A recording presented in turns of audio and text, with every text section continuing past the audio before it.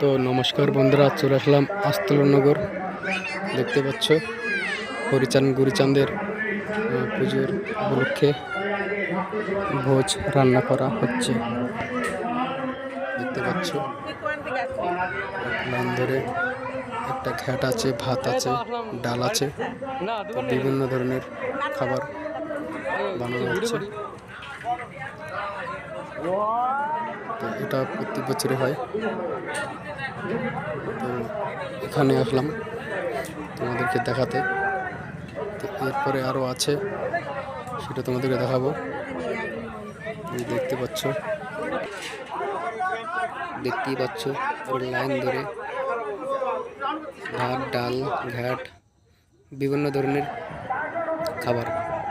তো এবার চলে আসলাম খাবারের কাছে। এখন সবাইকে বসিয়ে দিয়েছে।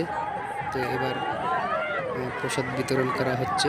দেখতে পাচ্ছ কত লোকজন, প্রচুর লোকজন হয়ে গেছে। দেখতে পাচ্ছ